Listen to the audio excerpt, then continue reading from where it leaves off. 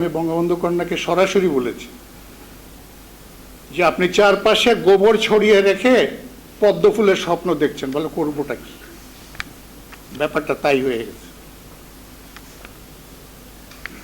সেখান থেকে কিভাবে বেরোবেন নিজেরাই চিন্তা করেন, এবং সেই চিন্তার কাজটা কিন্তু আপনাদের, আমাদের এই বঙ্গবন্ধু পরিষদের। এবং খালি চিন্তা না, এটাকে মাঠে নামাতে হবে আমাদের। এই কথা কেউ সহজে বলে না আজকাল।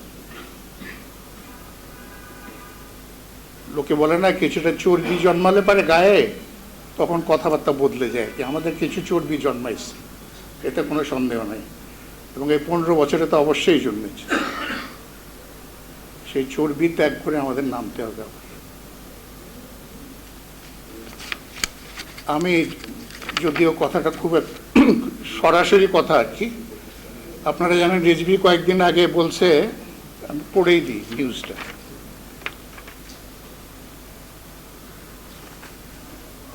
এক দফা আন্দোলনের কর্মসূচি ঘোষণা করে বিএনপির সিনিয়র যুগ্ম মহাসচিব রুহুল কবির রিজভী এই মন্তব্য করেন, নৌকো ভার্সেস আওয়ামী লীগ, নির্বাচন আমরা আর মামুরা। তো ওইটার একটা জবাব আমি লিখেছিলাম, আপনাদের সামনে একটু পড়ে যদি শোনাতে চাই। রিজভীর বচনে নির্বাচন আমরা আর মামুরা, রিজভীর বচনে নির্বাচন আমরা আর মামুরা। বলছে মানুষ, শালারা না আসলে পরে অগত্যা কি আর করে। উনি হলেন বাপের শালা, তো এখন নিজের শালা, এছাড়া কি উত্তর দেব বলে।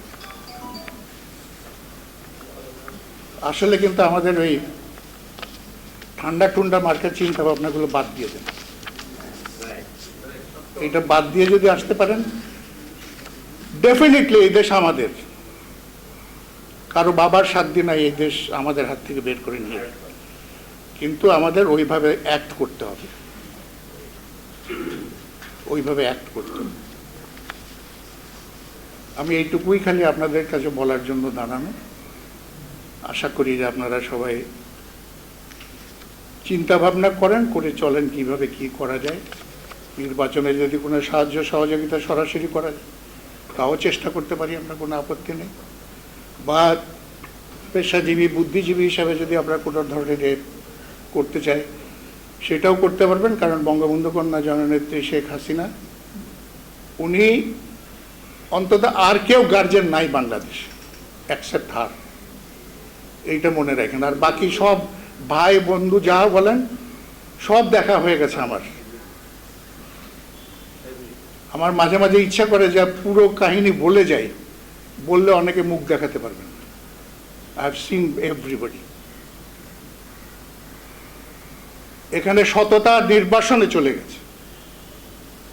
আমরা কিছু পাগল আছি দেখে এখনো মানে মোটামুটি বেঁচে আছে।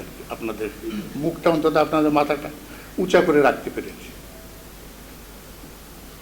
সবই করা সম্ভব মানুষ যদি এই বঙ্গবন্ধুর কিচ্ছু না ছিটে ফোটা একটু যদি ওনার চেতনা আমরা গ্রহণ করতে পারি, তাইলেই হয়ে যায়। আমি নিজের কথা বলে বলছি না। এই যে রূপপুর পাওয়ার প্রজেক্ট, এটা হলো 1,16,000 কোটি টাকার প্রজেক্ট। 0.1% যদি আমি হিসাব করি তাহলে 120 কোটি টাকা, আর যদি 1% ধরেন 1200 কোটি টাকা। কিন্তু আপনাদের বিশ্বাস হয় যে এখানে এতগুলো প্রায় 1600 মতো ছেলে মেয়ে নিয়েছে আমরা, ফার্স্ট ক্লাস গেজেটেড অফিসার, যারা বাইরে যাচ্ছে ট্রেনিংয়ের জন্য, সেই খরচও সরকারের, 1 পয়সাও কেউ ঘুষ ধরে নাই। ইটস পসিবল, এটা করা যায়। তা আমার কথা হলো, ওদিকে যদি আমরা প্রধানত করতে চাই তাহলে কিন্তু আমাদের চরিত্র বদলাতে হবে। এই কথাগুলো বলে আপনাদের সবার মঙ্গল কামনা করে আমার বক্তব্য আমি এখানে শেষ করছি। জয়।